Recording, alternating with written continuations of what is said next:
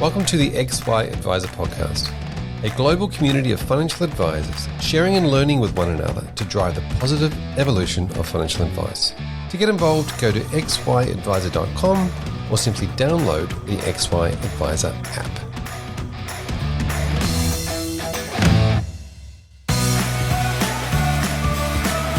This series is brought to you by Hub24, Australia's leading provider of integrated platform, technology and data solutions to the wealth industry. By working with licensees and advisors, Hub24 is delivering innovative solutions and service excellence that enables you to do business your way, creating efficiencies for your business and value for your clients. These are just some of the reasons why advisors have rated Hub24 number one for overall satisfaction and best managed portfolio functionality 6 years running, empowering better financial futures together.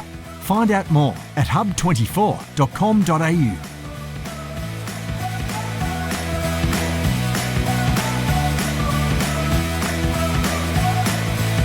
Hello and welcome to this topic series on delivering cost-effective advice with an entrepreneurial mindset. My name is Fraser Jack, and in this episode number 4 of our 5-part series, we hear from Nicola Beswick, who is finding her way as an intrapreneur with an existing traditional professional practice. Now, not everyone gets to start a business from scratch, but entering a more traditional pathway shouldn't suppress your entrepreneurial mindset. So if you want to do more within an existing practice, then this is the episode for you. Thank you for joining me, Nicola Beswick. It's been great having you on board in the very first episode when we had a good chat, but now we're getting into a little bit more of the nitty-gritty. We're in this episode 4 of our 5-part series, and we are starting to unpack practices and the entrepreneurial mindset in practice and what's been going on inside the businesses that this is happening in. So thank you for joining us again. Thank you for being part of this series. Let's start with a very quick overview of you and the business that you're in at the moment. Thank you, Fraser, and it's lovely to be here talking again about the practice that I'm in. So the practice that I'm in is very much what we would have earmarked as the real traditional type of practice that has grown from the industry. And one of the things that we highlighted in the first session was the comparison between different professions and different organisations and comparing them to what the advice practice of what was the last 20, 40 kind of years looked very similar to a legal firm where you had the hierarchy in terms of the partnerships and then you're descending down, I guess, into the level of expertise and also experience and how the practices have built. So I work for a practice that is a very traditional in the sense that we've got the directors of the company and they essentially run the business at that real kind of high level. We've got a number of essentially all of the financial advisors that work with the company are also shareholders. And so when we look across the business at the moment, there's about 20 plus advisors and the majority of them being shareholders in the business as well. So very similar to if we look at a legal firm where you have the partners that generally run the business, and then you've got a lot of equity partners there that may not necessarily have the same level of dealings or steering the ship, I guess, so to speak, involved. The business is very much built on people having a real general sense across the board with everything associated within the advice arena. But we're also starting to see now a lot of people specialising in key areas. So one of the key things that I think we're starting to see not only in our firm but across the board is just developing those skill sets or these specialisations. Aged care is one of those things that is front of mind. We've got a couple of advisors and they've got a real passion for providing that type of advice, and we'll start seeing those larger organisations have those key specialisations within the industry. Yeah, I absolutely agree. And this is a really interesting part that we're coming at this, or angle that we're coming at this from, because it's very easy to say, oh, we want to create a new business and we can just go and create it the way we want. But when we enter into and become a shareholder in a business that's a larger, more traditional practice, that, as you said, has the structure of like a law firm where partners will come in and exit, and the business has that whole continuation of the business or continuity of the business. It's great for that. But then how do we apply an entrepreneurial mindset within that existing framework, and then, using that entrepreneurial mindset to then create or build the client or the stream? I think we use the term swimming in the lanes sort of thing. How do we create those lanes and do something that's slightly different within an existing framework? So that's really what I'm keen on sort of exploring with you today. And I know you've done that within this practice. Talk to us about where you started with that and what all the different ideas and thoughts that you had and before you decided on what you went down. One of the key things that I think we all need to be aware of, particularly now, is being really authentic in terms of who it is that we are, and ensuring that you're presenting who you are to not only a practice, but then also in that with clients, and that then attracts different type of people. I think one of the big things that we're starting to see now is making sure that a business can continue on as the different people, our partners, move out, as particularly a lot of them retire or come through with these new or not so new education requirements, but also making sure that you're maintaining and growing that client base within it, because I think clients are the blood life of any business, and particularly in the area that we're in, where it is about life and living life, but then also comes death, and it's building those really great relationships with your clients, but then also potentially the families of clients that you have. And one thing that I've been really quite keen on and developing is also making sure that you're establishing those connections with clients' children or family really early on in the piece, so you can actually continue on serving not just a client, but the whole family unit. And that approach to how you work with, say, a parent, 60, 65, 70 is very different to children. I'm going to use kind of my generation, and then younger again, we all have different kind of things that we're looking for. And it's about pinpointing how do you connect with them and keep that business flowing through, I guess, in a better sense of the word. Yeah, so just on that, because we hear this word wealth distribution all the time, the greatest distribution of wealth, et cetera, and the $3 trillion. And now I'm assuming that some of these baby boomers or people that are retired now that are living are going to try and spend a lot of their money, but there's obviously going to be a lot of it left over, and they need to be passed on to future generations. But it's often the case that the advisor that will have a great relationship with those clients may not be the right person to have a great relationship with the kids. Exactly. And that comes down to not only the personalities, but what people can relate to. And it comes back to that, making sure that you, in a practice, you've got multiple different types of people that you can have from a relationship type of perspective. So you're matching the personalities or the areas of expertise right, and then being able to service that family unit more effectively. You're quite right. What I guess financial planning meant to someone 20 years ago is very different to financial planning what we think now, and they do take a very different type of thought process around how do you build relationships, how do you build trust within that. And that's where, coming back to being not afraid to show who you are from a real authentic self. And I think that's where I look at things like social media as an example.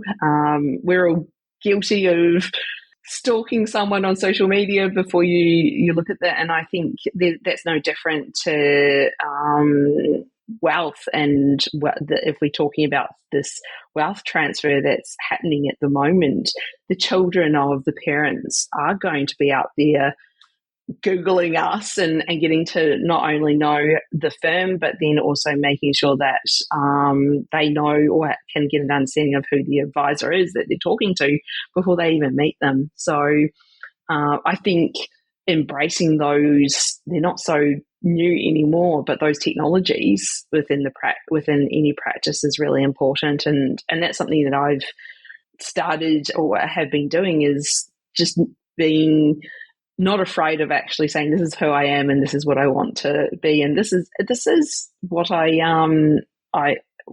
believe in from a financial perspective. I think if we look at that, but a whole range of things, I think people really like knowing that. I couldn't agree more, like around the old knowing what you stand for and having some information. And you're right, because of the technology that's available now, we can get an insight into a human being before we meet with them.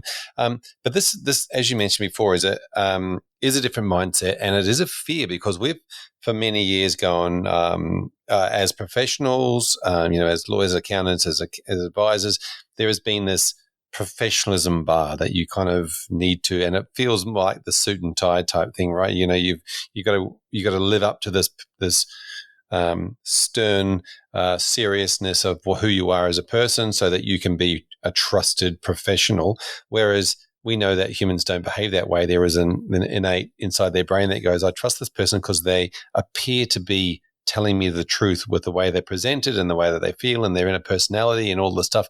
And if they see something different online on social media than this other thing dressed in a suit, then it could well be that they have this incongruent feeling that those two things don't match. That's exactly right. I think that's the key thing, isn't it?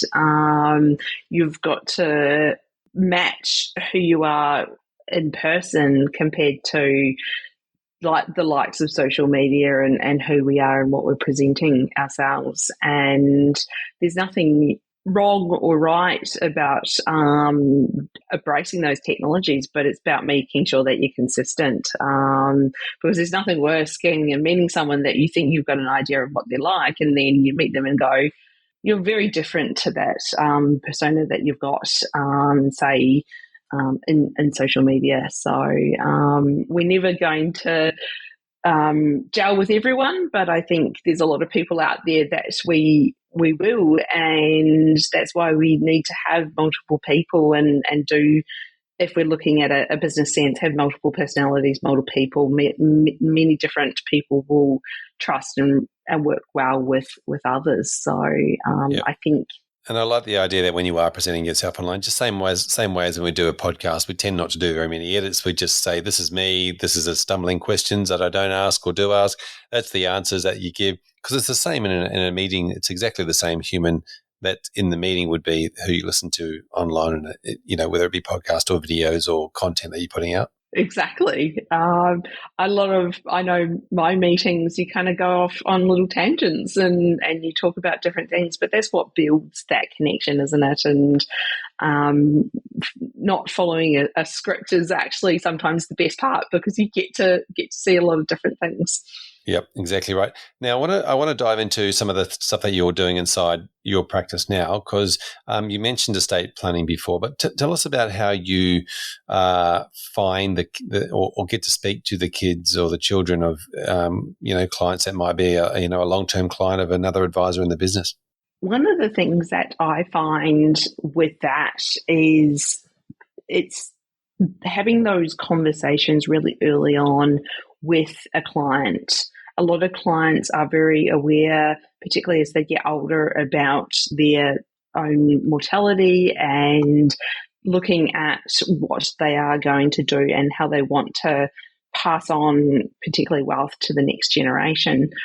I find clients are in two very distinct camps when we come to this. We have the clients that are fully aware, they know exactly what's going on. They know that they need to bring the kids in at some stage to have a chat around what the children will inherit at some point, particularly those more wealthier clients that can't actually for the life of them spend what they've accumulated. But then you've got the other clients that may not necessarily have that as part of their thought process, particularly in a conscious way.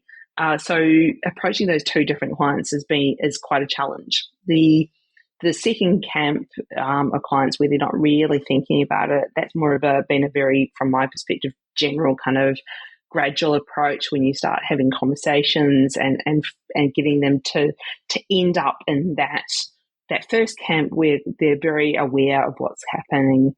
I've had particularly a couple of really neat stories around how I've engaged clients, but then also the children following particularly one couple's passing. And a lot of that was to do with the clients or the parents themselves bringing the kids into the conversation quite early on in the piece. The first kind of client situation I can think of was quite a elderly couple where they were very aware of health deteriorating between both of them, and health was deteriorating, one from a more capacity kind of perspective and mental side of things, the other one more of a physical side. And they, particularly the client that was more consciously aware, mentally aware of what was happening, but aware of the physical decline in health, made sure that the children became more and more involved in the regular reviews that we would have. And that was over a number of years. The children would become a little bit more just aware of who it is that I was in their parents' life. And then the parents were quite, open about their financial state. And so that made the conversations easier. But what I found was the children of that couple became really quite comfortable with who I was as an advisor, and then started to be more engaged on their own financial perspective. And even though they were somewhat aware of what they would ultimately inherit, wanted to make sure that they were setting themselves up for the right kind of plan or future without taking into consideration anything that may come their way. But when it did, and these parents unfortunately passed away, we had that relationship and that trust already built that had just been taken over time, and a slow pointed time. I think that's one of the key things. The second story I've got is a gentleman who was very aware of his wealth and very aware that his son, only child, was going to inherit a reasonable amount of money, but also very consciously aware that his son was maybe not in the right kind of financial headspace to deal with money or even really have that thought process. One of how him and I agreed to work together was very much him saying to me, I don't need to have 2 reviews a year on my portfolio. I know that's part of what you have to do legally in terms of the review. And so after a number of discussions, I said to him, how about what we do for one of those review time, or that time that you've essentially paying me for, is we'll have a quick update of your situation. We'll make sure everything's okay, but let's engage your son as part of those conversations and build on the education piece, not necessarily say to the son, hey, you're going to receive X, Y, but you're going to have those building blocks and those foundations ready. So when the dad becomes a lot more comfortable with disclosing that information to his son, he's got that understanding behind him. And that, I think, is just similar to what we do as advisors, but necessarily don't see or even maybe have that time. We're very busy in our day-to-day practices doing what we need to do, but looking at different ways to engage the next generation or engage clients so they're actually aware and being able to feel comfortable with that wealth transfer that will happen. Yeah, that's two really, really good points you've just made there. Obviously, with regards to, setting expectations and trying to make sure that you're having those joint meetings or meetings earlier on where you're actually talking about what's expected to cut off anything that happens in the future that might be a surprise to some of the kids as they're coming through. Especially if it's around estate equalisation and those sorts of things, that if it's all discussed up front and this is the reasons why and this is what's going to happen, then it can be beneficial later. But also, that's a really, really good point where you talk about the fear in a parent's mind around whether the kids are going to squander the money or waste it or do something silly with it. Or, a lot of the time the parents have worked really hard to get that money and they want to make sure it passes on, but they don't want it to become, they would hate to think it became a burden for that child, or it became something that, that caused the child to change who they are completely. So it's a really interesting topic that you then bring to the clients that says, I guess you'd say something like, are your kids ready to receive that inheritance, or do they need it, ongoing education and grounding before they go and can make good decisions with the money that you're going to pass on to them? And that's exactly right. It's sometimes engaging, and I'm just thinking of another example, so a third example that I've got at the moment, where these clients that I've got have recently just become a new client of mine, and they've got 3 children, all in very different stages of their lives, and the parents could see how much they benefited from the advice that I gave them in their situation, and said to me, would you talk to our children? And I was like, of course, definitely. You can't start those conversations early enough and build those relationships, because you never know what's going to happen. And these clients, all the children, are all about buying a house at this point in time. Of course, because it's such a great Australian/New Zealand dream that we all have. And for me, that was in total 3 hours of my time, sitting down with each of these kids and going, okay, these are the basics. These are the things that you're doing.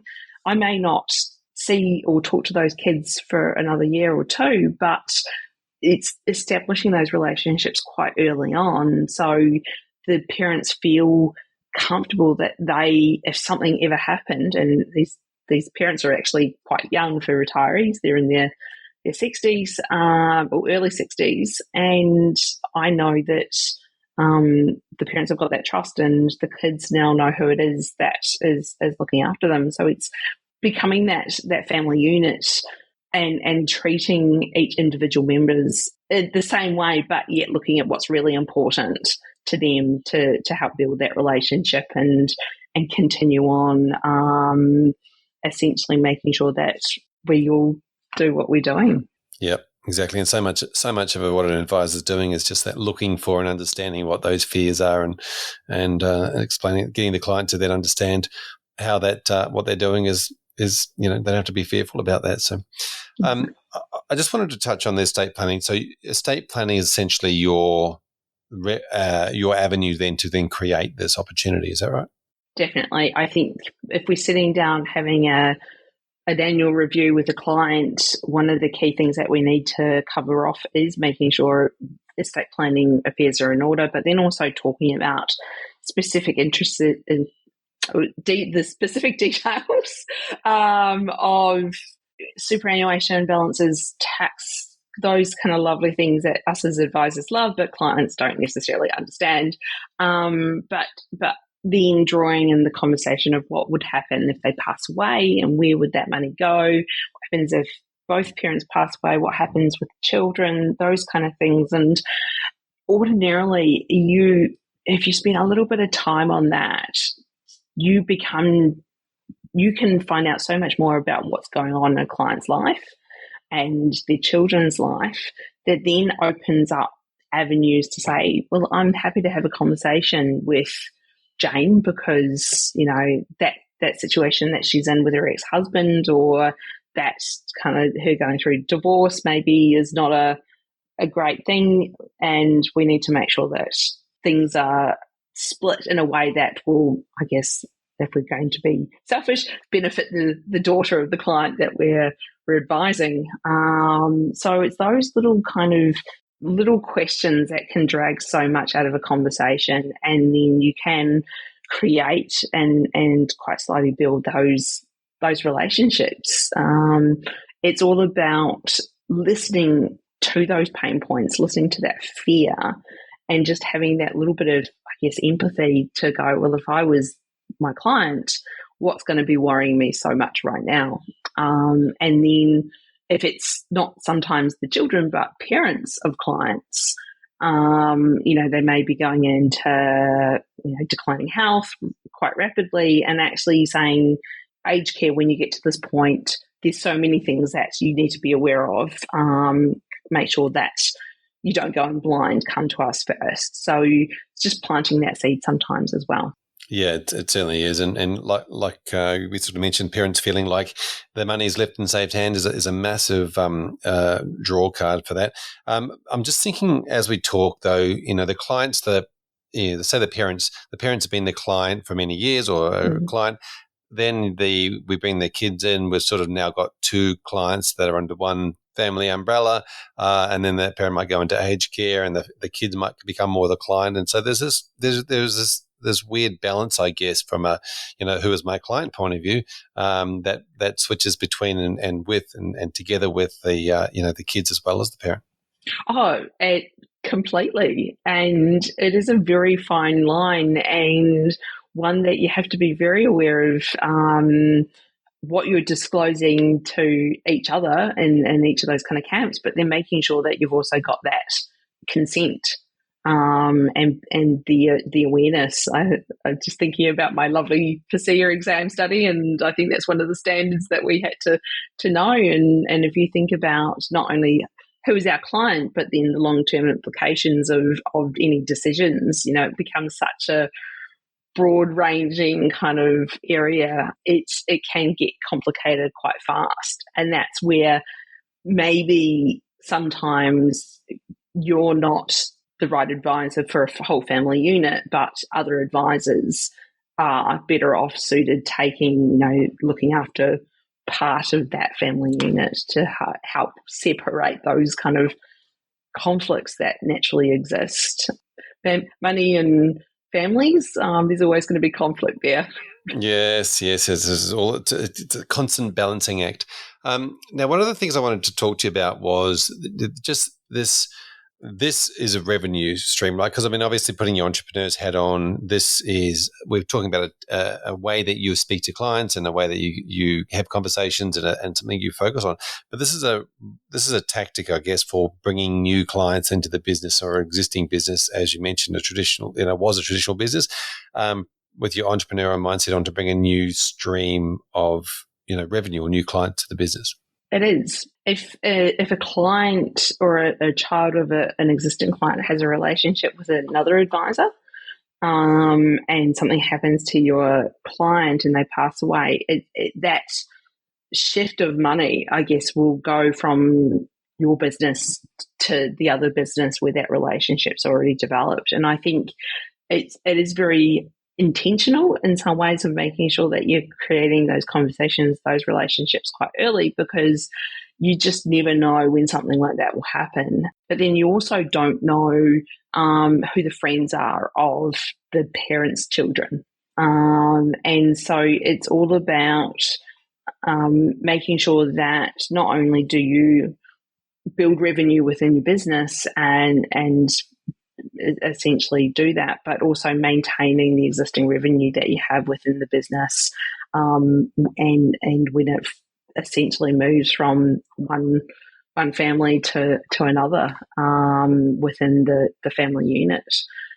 It's all about that relationship piece and building that quite early on. Yeah. Now, of course, in a lot of that, we sort of mentioned the idea of social media and just publicly talking about and getting out there the information about you so that people can find it, absorb it, and then start to grow a relationship with you. You're obviously playing the long game with a lot of the stuff. So it's about maintaining a constant presence around of turning up on social media. What sort of stuff are you doing with social media and just making sure that you're there and around and about and can be seen? It can be a whole range of different things. At the moment, one of the big things that I like talking about is that space where we're the pro bono financial advice network, and actually showcasing what it is that advisors do. I think for me, that building that awareness around who it is that we are from an advisor sense, and we're wanting to give back, that really can resonate with a lot of individuals out there, because we all want to be able to help other people in some way. So that's one of my big things at the moment, where we're working on that publicity piece, just to really showcase not just the work I do with my everyday advisor hat on, but the other work that we do behind the scenes. But then also other things, like if you look at, and Instagram is one of those really interesting things where you can put on a whole range of aspects of who you are and what you're up to. Same with Facebook and things like that. But one thing that I've done probably and launched in the last, it would have been about just over 12 months ago now, was my very own website that was all about me and who I am as a person. And I thought part of that was to help get people to know who I am and who I am as a person, and get to know me through that, not only through the work that I do as an advisor, but the Pro Bono Advice Network, and how my journey went from law to financial planning, and the reasons behind that, but then also, showing the really important things that are in my life, like one of my not quite 500 animals, but animals that we have in our house, and my partner, Mark, and just getting a sense of me personally. And it's such a neat tool, because then I feel clients can engage with you quite easily and quite quickly. And those initial meetings that you have with people are a lot more personalized, because they already know who you are a little bit, and you can establish things that people have in common with you.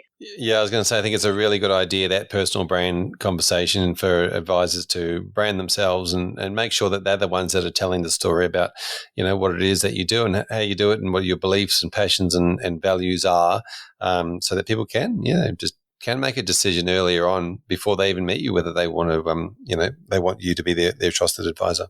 Well, that's exactly it, because the relationship is between the client and the advisor, and it can become such the piece of being an advisor. You can become that person, that really trusted person, quite quickly.